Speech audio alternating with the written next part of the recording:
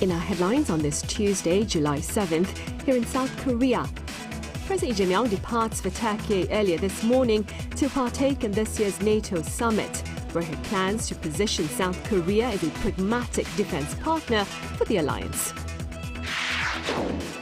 On the corporate front, Samsung Electronics sees an operating profit of over 89 trillion Korean won, or about $59 billion, up 1,810% on year. And news of record earnings by Samsung Electronics prompts massive profit-taking by investors, which in turn triggered an intraday circuit breaker before the KOSPI closed down some 5%. We start with the latest presidential diplomatic agenda as President Lee Jae-myung heads to Turkey for the NATO Summit, starting Tuesday local time before flying into Mongolia for a state visit. Our Blue House correspondent Song Yoo-jin reports. Less than a month after attending the G7 summit, President Lee Jae-myung is heading to another major diplomatic stage, the NATO Summit in Turkey. Korea, participating as an invited partner, is eyeing to deepen defense cooperation with the alliance. Together, NATO's 32 members account for more than half of global defense spending, making it the world's largest defense market. As geopolitical uncertainty continues to grow, NATO allies are increasing defense spending and expanding their own defense production capabilities. As a NATO partner, Korea also needs to strengthen interoperability in line with NATO standards, so our defense products can be more readily supplied to allied countries. A key highlight of Lee's visit will be the NATO Summit Defense Industry Forum on Tuesday.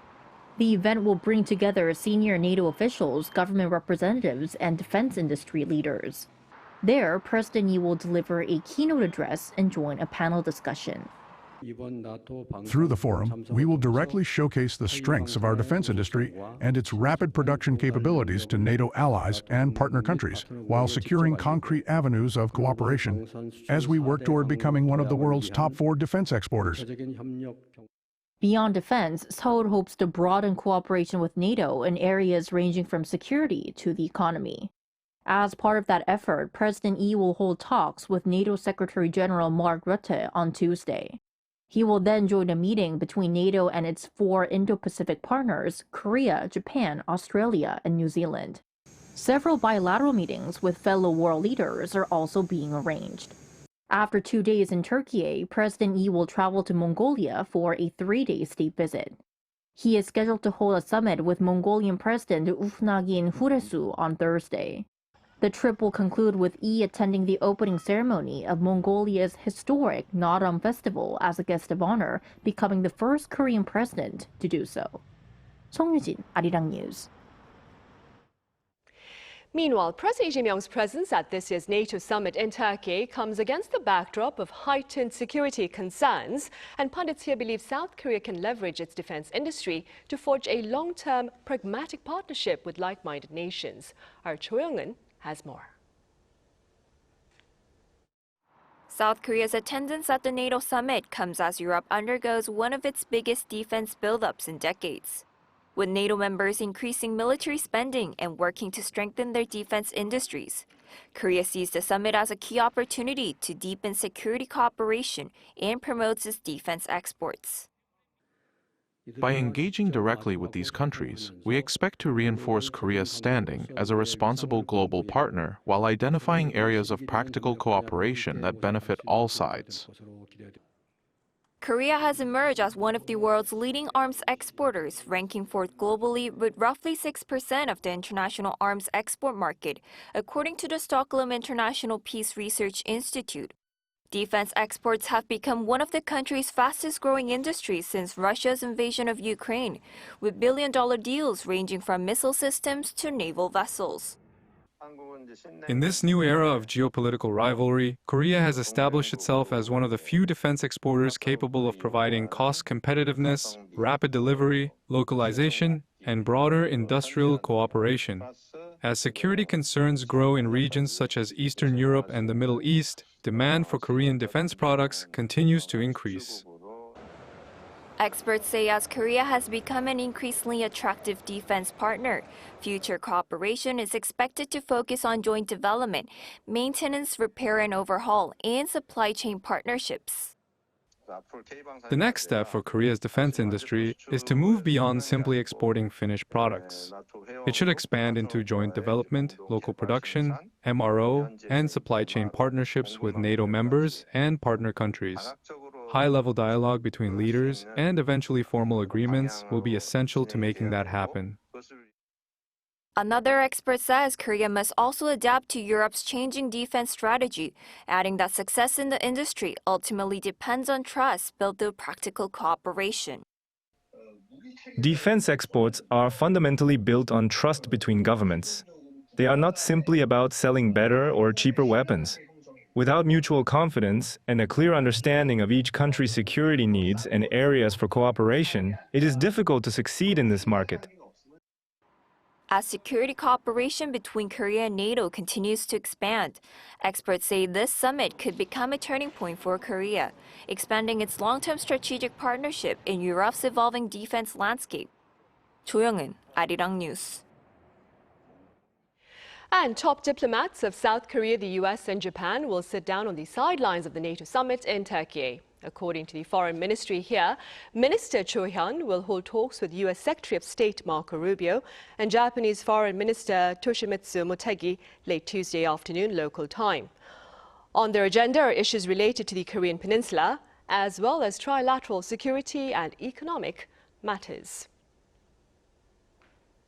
The world's largest global warfare drill at sea is underway, and this year the South Korean Navy becomes the first Asian nation to take on a commanding role. Our defense correspondent Kim Bo-kyung files this report from Hawaii.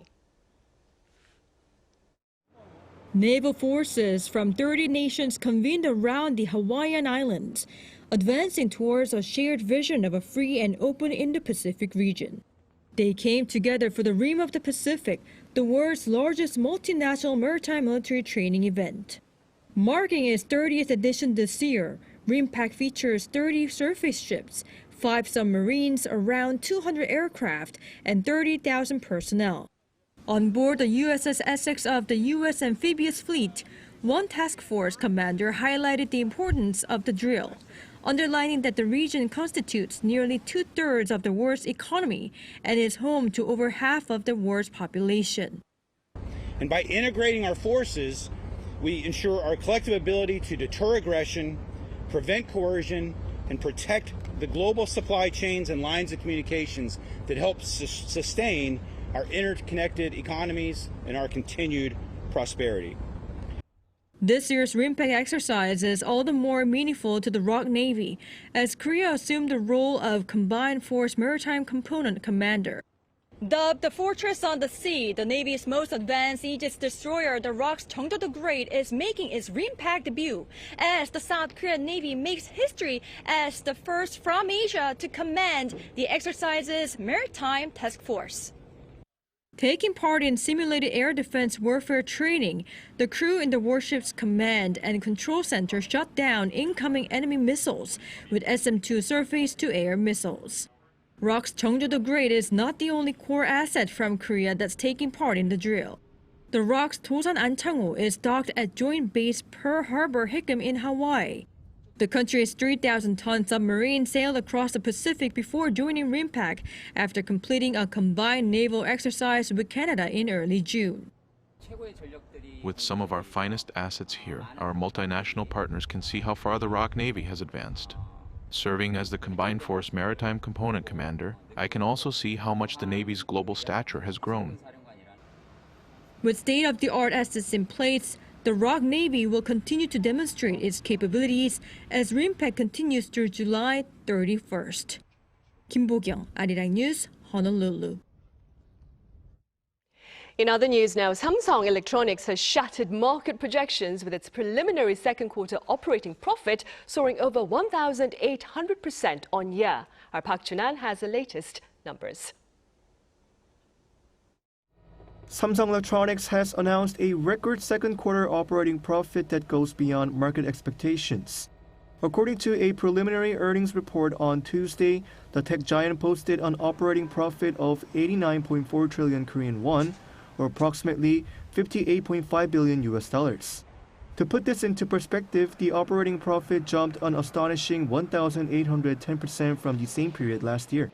Revenue surged 129.3% year-over-year to reach 171 trillion won, or roughly $111.9 billion.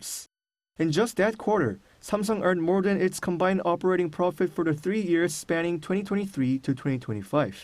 No other global tech giant has ever reached this milestone in a single quarter, and the company's actual performance could have been even higher. The reported profit doesn't include around 17 trillion won, or approximately $11.1 billion allocated for employee performance bonuses. Without this provision, the second quarter operating profit would have surpassed the 100 trillion won mark. Samsung's massive earnings are being driven by an AI memory supercycle due to increased investment in AI infrastructure. The demand for advanced memory chips is heavily outstripping supply. As the company with the world's largest memory production capacity, Samsung is reaping the maximum benefits of this AI bottleneck. The firm's success is further solidified by its recent milestone of becoming the world's first to mass-produce and ship the 6th-generation HBM4 chips. Samsung said it plans to reinvest earnings into expanding its production bases in Korea. Industry watchers are taking a closer look at how the company's investments will translate into future profits and whether strong demand and pricing power for memory chips can be sustained. Park Junan, Arirang News. And as the adage goes, buy the rumor, sell the news. That being said, news of remarkable earnings by Samsung Electronics prompted rampant profit-taking on the local bourse, pushing the benchmark KOSPI down. Our Kim Do-yeon covers Tuesday's trade. The benchmark KOSPI on Tuesday closed down 4.91% at 7,656.31 points. The massive drop triggered an intraday circuit breaker, halting trading on the main bourse for 20 minutes in the afternoon. This followed a sidecar activation earlier in the morning. The collapse was driven by a sharp plunge in major semiconductor stocks. Samsung Electronics posted an earnings surprise early in the day with tentative revenue of 89.4 trillion won or $58.5 billion US. However, the record figure sparked aggressive profit-taking, sending its shares down roughly 6.9% to close at 296,000 won. Rival SK Hynix also tumbled, closing down 6% at 2,201,000 won. Foreign investors drove the broader market rout, dumping a net 2.9 trillion won on Tuesday alone and extending their selling streak to 13 consecutive days. Over the past month, foreign investors have offloaded more than 42.3 trillion won from the KOSPI, or around $27.7 billion US. Retail investors try to absorb the shock with a net purchase of 3.1 trillion won on the day, bringing their one-month total to more than 37.9 trillion won. Institutional investors also recorded a net sell-off of 309.7 billion won. With foreign investors continuing to sell off Korean shares and global chip makers also seeing stock declines, analysts say skepticism over the semiconductor sector is growing. There are doubts about whether the strong earnings of semiconductor companies are sustainable. Furthermore, following the recent rapid rally, much of these expectations were already priced into the market. At the same time, retail investors' ability to defend the index is showing signs of exhaustion. Korea Financial Investment Association data shows investor deposits have fallen sharply from roughly 137 trillion won in late June to 118 trillion won by July 3rd. Though local markets panicked, securities firms say it is too early to declare the end of the AI cycle. They point to upcoming U.S. big tech earnings at the end of July as the next critical variable. Meanwhile, the tech-heavy Kosdaq hit its lowest level of the year on Tuesday, closing at 831.23. Kim Do-yeon, Arirang News.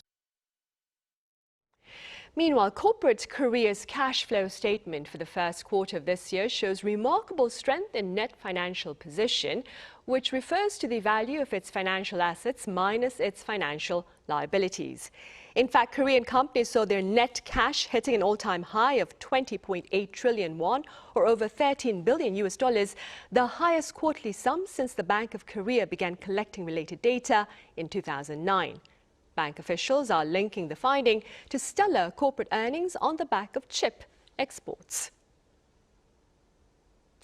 And Hallyu-related exports soared almost 16% on year in 2025 to post nearly $19 billion. This is according to the Culture Ministry on this Tuesday, with officials adding that Hallyu-related exports have expanded at almost twice the pace of Korea's overall shipments overseas since 2015. By sector, music exports jumped over 80%, while tourism exports rose some 38%, amid the success of Netflix's animation K-pop Demon Hunters.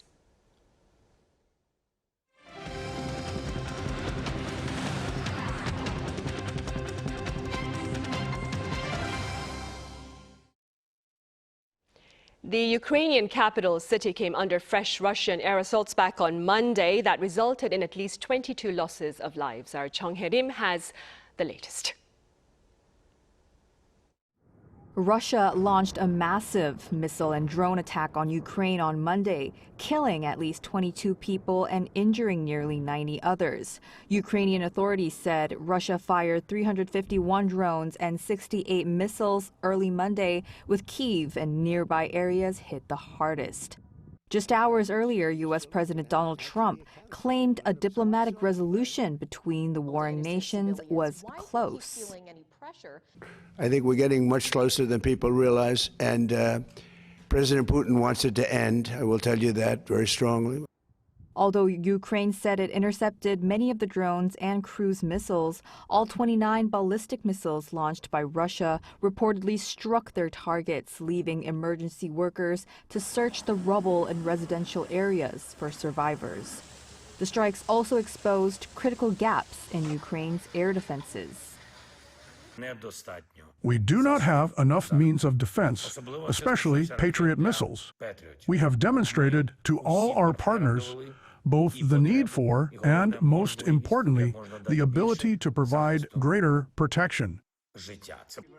Zelensky added that Ukraine could produce Patriot systems itself if Washington granted the necessary manufacturing licenses.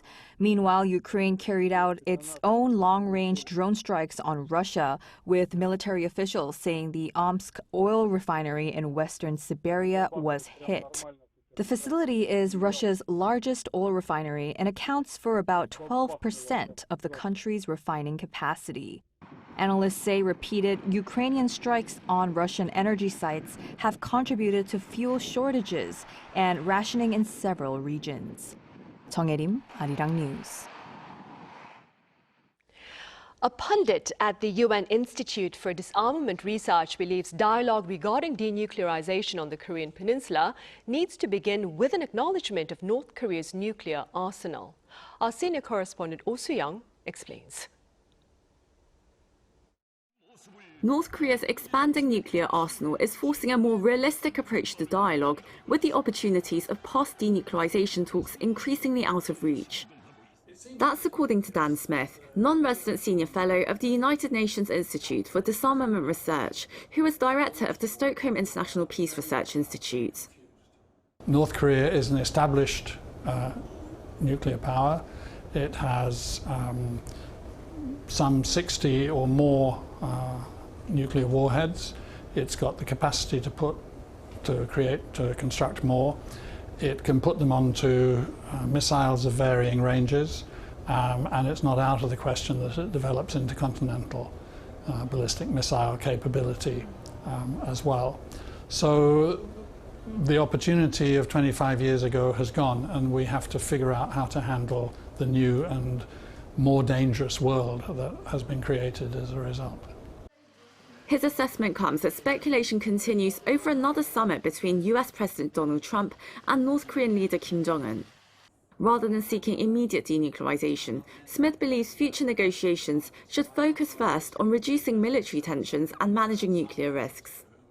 You have to start from the point of view that North Korea owns nuclear weapons. That's the reality. How do we manage that situation? How can we keep their nuclear weapons as at lower level as possible? And at the moment, North Korea shows no great urgency to rejoin negotiations on the question. Smith offered a cautiously positive assessment of the Lee Jae-myung administration's phased approach, which seeks first to freeze, then reduce, and ultimately eliminate North Korea's nuclear program. To freeze is realistic. To reduce is ambitious but realistic. I would, for the moment, not suggest to Pyongyang that I want to discuss them giving up their nuclear weapons, because I think that might destabilize or undermine the rest of the agenda. The patience and the idea of a process, that's very important, very wise, but I'm afraid denuclearization of North Korea in the way that we used to talk about it is simply off the table. Smith says North Korea's closer military ties with Russia are also changing the regional equation.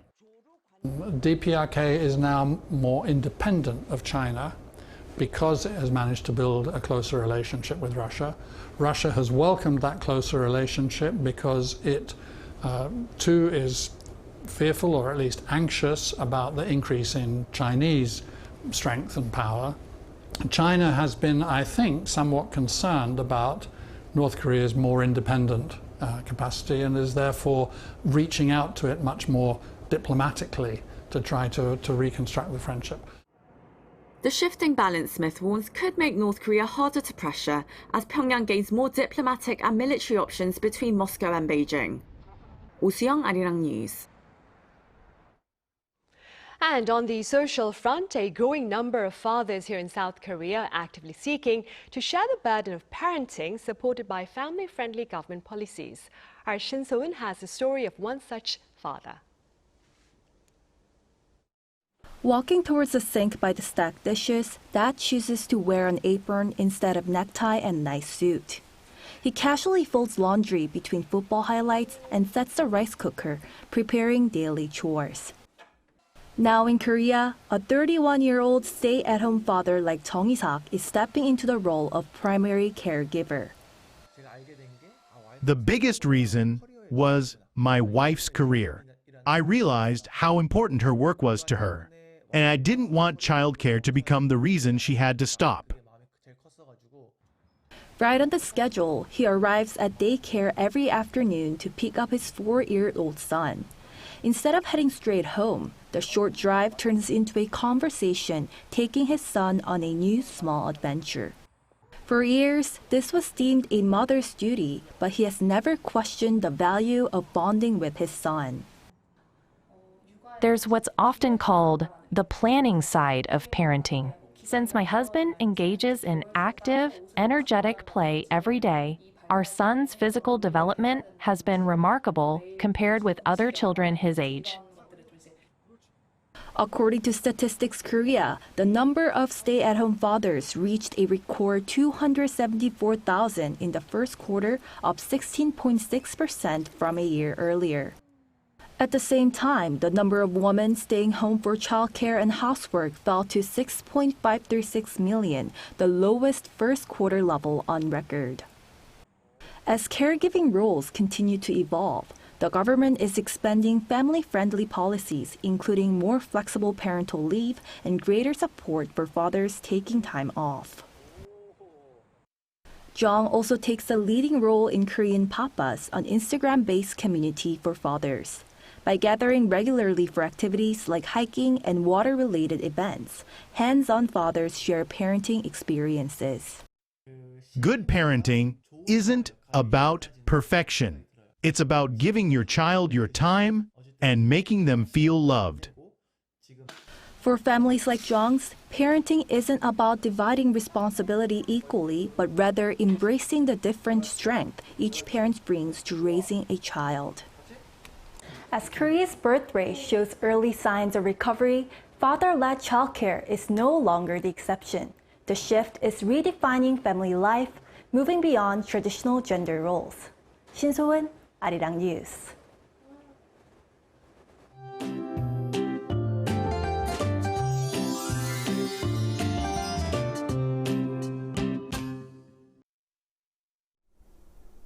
Today marks Choso, one of Korea's seasonal divisions that signals the start of the hottest part of summer. With the humidity climbing, it felt muggy even after just a few minutes of being outside.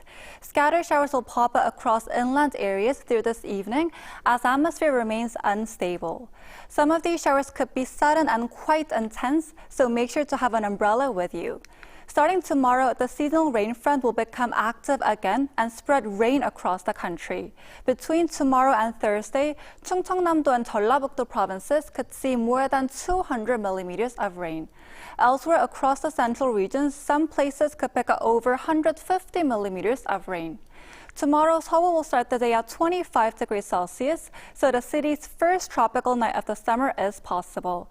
Chuncheon will start the day at 23 degrees, Gwangju at 24 degrees. Then by the afternoon, Seoul will get up to 27 degrees, while Daegu, Gyeongju, and Jeju will all top out at 32 degrees. Once the rain moves out, the steamy summer heat will build even more toward the end of the week. Now here's a look at the weather around the world.